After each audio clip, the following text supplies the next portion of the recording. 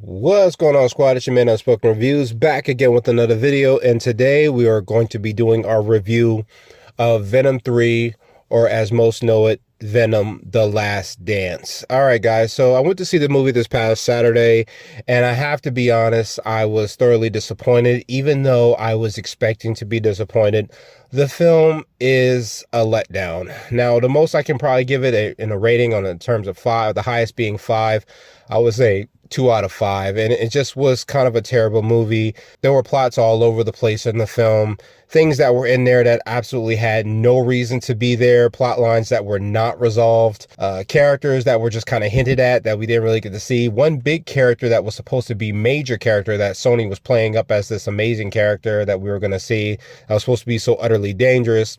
We didn't even really get to see that character's face, and most times we only see probably like 2 minutes of that character, and that's putting it, nicely. So there were supposed to be some character growth I expected in this film. I didn't see it from either Eddie or Venom. There were just some really bad decision makings that was put in here. Some characters that just, I don't understand why they were in the film at all. And despite all this, I kind of went into it hoping that maybe they would close it out nicely. I mean, it was the wrap up of the trilogy. I had heard the film was bad, but then again, entertainment is subjective. Anybody could like it, everybody could dislike it. It is like that. It is what it is when it comes down to entertainment. That's movies, music, television, whatever it is. You look at it through a different lens, you realize people like some things better than others. So my history with the Venom franchise, when I found out the first one was coming out, I was thoroughly excited, especially after Tom Hardy played in, The Dark Knight Rises as Bane. I was excited to see what he would do with Eddie Brock and Venom. I was super excited about giving it a shot. And then when I first saw the very first trailer that they did with the film, not the teaser, but the first actual trailer, and they screwed up one of the worst ways possible by calling the symbiotes symbiotes. And I remember just being completely disappointed the second I heard the word symbiotes come out of somebody's mouth twice in that trailer. And I just was like, I hope this is not what they're keeping in the film. Now, luckily they didn't keep it in the movie, but after that, my disappointment was very high. Even after seeing Venom, I was barely interested. I also found out there was not going to be any Peter Parker or Spider-Man, which was another thing that disappointed me because I always loved how those two characters always play off of each other. Their rivalry is amazing. So I was kind of mad he wouldn't be in the film, but then again, I understood it was Sony. They've always tried to do their thing a little separate from Marvel. So I was willing to give it a try. And for the most part, I thought the film was okay. It definitely, mimicked a lot of the 2000 superhero films that we had, with the Fantastic Four, Spider-Man's, X-Men. It just kind of mimicked those type of films for where it was at for this time. But then again, after everything we've seen from the MCU being the juggernaut that it was, I was kind of hoping Sony would take some notes from Marvel, but they didn't do that like they did with the Spider-Man films with Tom Holland. They just kind of wasted the opportunity, and the film was just okay for the most part. Now, I did take the wife to see Let There Be Carnage, Venom 2, and I was extremely let down by that film. Woody Harrelson played Cletus Cassidy, who was supposed to be Carnage, and I have no idea what they were thinking with that character. He had some brutal moments in the film because I do identify him, for me, as one of Spider-Man's scariest villains, and to me, it seemed like they wasted the character. He didn't come off as too dangerous at all. Venom seemed like he was more scared of him, but then, he gets a promise that he'll get to eat everybody, and he just gets over it and then tries to kill him anyway. But Woody Harrelson playing Cletus Cassidy was horrible. I felt like that film didn't have much resolution to it at all, and I wasn't too excited about it. So we come to Venom 3, and after seeing the trailers, I wasn't excited about seeing the film. I kind of was like, meh, and I pretty much wasn't going to go see it, but I asked my son if he wanted to go see it, and since we were hanging out that weekend, he was like, yeah, I want to at least give it a try, so we decided to go out and watch it. And I gotta be honest with you guys, like I said, I was thoroughly disappointed. I was sitting there watching the film and realized I hadn't really smiled once or laughed once. There were a couple brutal fight scenes, but outside of that, it wasn't anything to be in awe about. So the film does pick up after the second one where, Eddie is now still in the whole multiverse situation thanks to the events of Spider-Man No Way Home. And he gets transferred back to his, reality. And the interesting thing I found about that, it was that at the end of No Way Home, with the post-credit scene, there's a way that Eddie Brock disappears in that scene. But when we cut to Venom 3, the way he goes through the portal is almost the portals identified with Noel when he starts transferring all those creatures everywhere. Speaking of Noel, this character is a waste. We don't actually really get to see his face, but we'll get back to him. Oh man, Noel was completely wasted in this film. Of course, like I said, the whole teleportation scene was weird because it wasn't the same kind of wormhole that, he went through in No Way Home. It was completely different. But he kind of returns back, and of course, Venom is acting like his same childish self, making Eddie do things like make drinks and act all weird and stuff and, scare people. And I don't know, but when I was watching the film, there's a part where as Eddie and Venom are leaving, of course, they know they are wanted for the murder of the police officer, the police detective, Mulligan. As they're leaving, they're captured on the CCTV.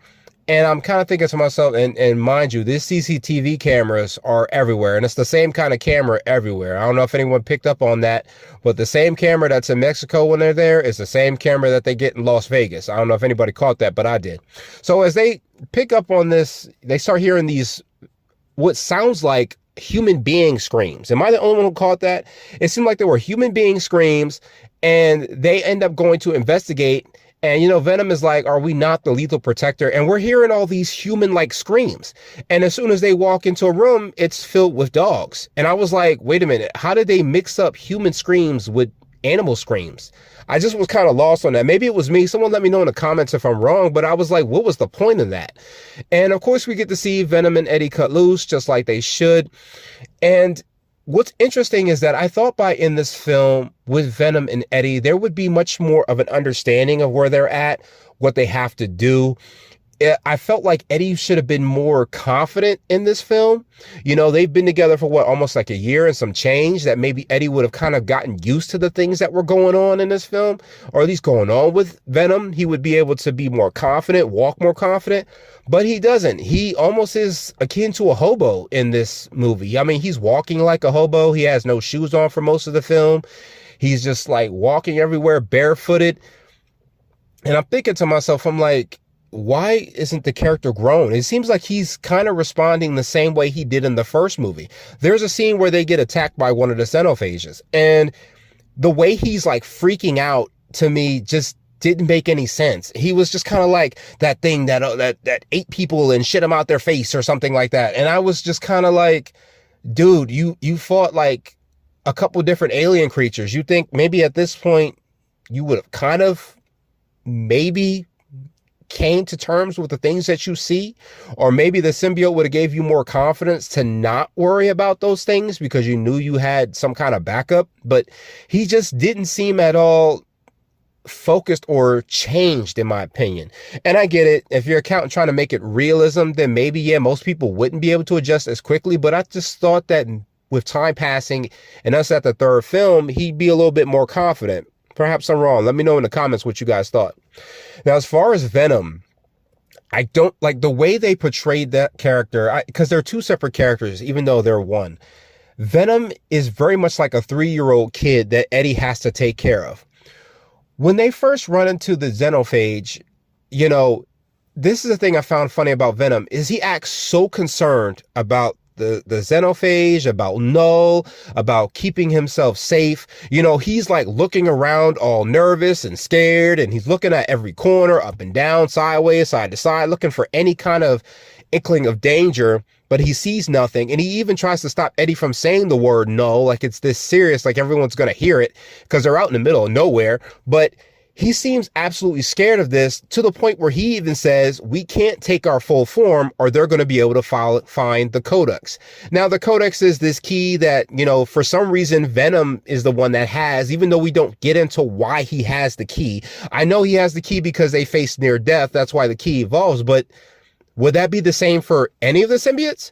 Because it seems like maybe only he has the key, but why is it that he only has the key? We don't really get into why only he has the key. At least that's not what I heard from anywhere in the movie. Someone let me know. But I didn't hear anything that explained why only Venom has this key. He's so worried about this, but later on down the film, they end up going to Vegas where they run into Miss Chen. I have no idea why her character needed to be in this film. I guess because she was the comedy relief in the other two films. They meet up with Miss Chen, and Chen, Eddie knows that he's a wanted fugitive. Venom knows he's a wanted fugitive of Null. you would think that after everything that he was acting so scared about when it came to Null, he would not want any attention drawn to him. And even Eddie says, hey, look, we got to keep a low profile because we're wanted fugitives. And Chen says, oh, well, how about one last dance? You know, come on, Venom, let's dance one more time. And Eddie's like, nah, I don't think that's a good idea. And Venom goes, we never do the things that I want to do. And I'm just like, wait a minute, dog. You just got done saying that you're wanted by a space creature that wants to eliminate everything if it finds you. And this weirdo transforms anyway. Of course, the Xenophage finds them, and he looks shocked like he didn't see that coming. I was like, wait a minute, you played this like this was so serious. Now, all of a sudden, Chen wants to dance with you, and you just throw that out the window and just start dancing with someone? I just didn't understand how fast it changed. It just didn't make any sense that neither of these characters seemed to grow. And I know this is supposed to maybe be a fun film where we're supposed to just see the end of these characters' relationships, but it just didn't make any sense. It just was backwards writing, in my opinion. So next we get to the character, Dr. Teddy Payne. I do not understand why this character was in the film. Someone tell me if this character was elsewhere in these films. I don't remember her. But for some reason, this character, we get this backstory of where her brother, who was supposed to be an astronaut one day, she gets struck by lightning. He ends up getting struck by lightning because she's holding her hand. I don't think that's how it really goes. I don't know if someone will let me know. But somehow she got struck by the lightning. It went through her and killed him. And I was just kind of like, okay. So her character is so bland. I didn't understand the reason for her being there. She's really much dumbing down to idiot scientists who cares more about aliens than human life. There is a scene where Olive Strickland, who is actually one of the soldiers, a general, he ends up losing a couple different people when the Xenophage attacks Eddie and Venom. So, the Xenophage starts killing everybody, and he's like, I lost, all these men. And she goes, well, did you get some samples? And I was like, what the hell? Like, he just lost a bunch of human beings. And you just give a damn about samples. And I just was kind of like, there was never a moment after that character grew or learned anything. Even when she was meeting the symbiotes for the first time and they were giving out these warnings, she was pretty much then delegated to the warning person of, maybe we should do this or maybe we should do that. And there's a moment where she gets her hands on a symbiote. And, I don't know all the symbiote names. If anybody knows, you let me know which one that was. But as her and her friend are running, she cracks open the symbiote. And of course, it takes her over and she saves her friend with super speed. And then the symbiote just, forms inside her, to hide away. And then we don't get no resolve from that story. We don't get to see where she went. Even after the post-credit scene, we don't get to see what happened to her. The movie ends. We don't even get to see what happens. I will say that the symbiote fight scene with the Xenophage was pretty good. Like, the third act of the film is pretty tight. Watching all the characters, all the symbiotes try to fight. They're taking over people, trying to put up a good fight against the Xenophage was pretty awesome.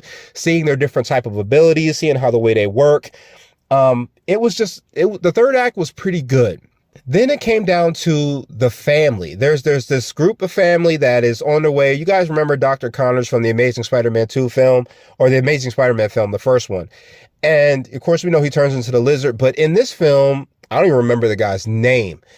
And it seems like him and his family, they're just kind of hippies, and they're going across country to find Area 51. It's just complete terrible parenting. I mean, this guy comes out of the woods. I mean, there's a part after the whole Xenophage kills the military scene where Eddie just walks out into the woods with clothes on, barefooted. And, the guy, not knowing who this is, not knowing if this person could be dangerous, he just offers him a meal. And I mean, yeah, it was a kind thing to do, but I was kind of like, dude, you got kids here. Like, you don't even know this guy, and you're just going to take food and you're just going to offer it to him and offer to take him all the way to Vegas. You're not even thinking about what could go wrong at this point in time. I mean, this dude just took him in like it was nothing. Like I said, good person, but I was just kind of like, what the hell? Yeah, I was just lost in this part. And like I said, with the Vegas thing, when they get to Vegas, they drop Eddie off in Vegas. And he gets out of the car, and like I said, we had the same CCTV that was in Mexico, I believe, is the same CCTV that's in Vegas. And I'm like, we can't afford different versions of CCTV cameras in both sides. I was lost at that part. Then, I don't know why, but we were introduced to some kind of mysterious military or agent person that we only see the back of their, their silhouette as they're looking at camera space. And, we see this person probably 2 times. It's when they're first looking at Eddie on the camera. And then the next time when Strickland calls him and says he wants access to research projects or whatever, and the guy just gives it to him. And we never find out who this is. We never find a resolve to who this person is. They're just watching all this footage and we never get a chance to see the person. We just see other people talking to them and there's no resolve for that at the end of the film. I was lost. Then towards the end of the film, at the post-credit scene, apparently Null gets freed. Now, this is the part I found incredibly interesting. Venom supposedly dies, right? From all the acid. He manages to kill the Xenophage using the acid, and Strickland pops a grenade to kill everything that's in the area. At the end of the post-credit scene, or the mid-credit scene, apparently Null says that he's going to be freed and he's coming to destroy everything. And that's the first time you actually see his face, is at the post-credit scene. It's like real quick flash and it's over. When that happens, apparently Null is freed, but the way Venom explains the Codex, if Null gets his hands on it, he will get freed. And the best way for Eddie and Venom to not let that happen is to keep the Codex out of their hands or destroy it. So when Venom and Eddie are not together, the Codex cannot be found. So Venom lets himself die to protect Eddie. And that way, now there's no Codex because the Codex is destroyed. And in the mid-credit scene, Null just says that he's freed and he's going after everybody. And I was just like, wait a minute. I thought the Codex was this important thing that without it, there's no way to free Null. Because if you guys look at Null's sword, it has this circular formation to where the Codex is supposed to go to free him. And now that Venom is gone, what, the Codex is just not important anymore? Was it ever important? I was just completely lost at this at the end of the movie. I just didn't understand why this MacGuffin was so important that now that Venom is gone, now the Codex is null and void. Because now even if you watch the end credit scene, you see that little roach that's crawling out of the dirt or whatever. That's supposed to be a piece of Venom. And that means Venom is still alive. So I was just extremely lost by this film. It was so convoluted. It didn't make any sense. Characters that were in this film had absolutely no reason to be there. There were moments where I felt Venom and Eddie should have grown a lot. They didn't. They didn't evolve. There were certain conversations that Venom was having with Eddie about having kids or being a good dad or being married and all that stuff. All these things that, in the first film, he had someone he cared about. And third film, I'm just like, why is this a conversation? And I guess they were leaving the door open for a possibility of another film, but I hope to God they don't do another film. Sony has not done a great job with these Spider-Man characters, and you can tell they're just milking it to keep the Spider-Man IP as much as they can. I don't like to talk that kind of trash, but if you're going to keep the characters, at least do it some justice and do it right. I mean, with Madam Web, with Morbius, with Venom, and now with Kraven coming forward, you guys just shouldn't be messing with any of these characters unless you're going to get help from Marvel. I'm not saying Marvel is doing their best right now, but what I am saying is that at least when we got Spider-Man in the MCU, he was done with a bit of justice. You know what I mean? I at least felt like when we saw him in Civil War, he had a legit meaning for being there. When we see him in Infinity War, when we see him in his own solo films, it's a lot. I'm not saying it's tons better than the Tobey Maguire Spider-Man. Spider-Man 2 is still peak, but I just felt like when Marvel was involved, they do a better job with these characters. And if Sony's not going to do a great job, y'all just shouldn't be messing with these characters at all. But that was my review of Venom 3, guys, Venom The Last Dance. If you guys want to check it out, I say feel free. But if I was you, I would just wait till it comes out. I wouldn't waste the hard-earned money. It's not worth the film to watch. If anything, look it up on Wikipedia or watch this movie review. Like I said, I'll put down in the feel that it's spoilers, but guys, save your money and go find another film. All right, guys, I've been Unspoken Reviews, and I will catch you guys in the next one. Later.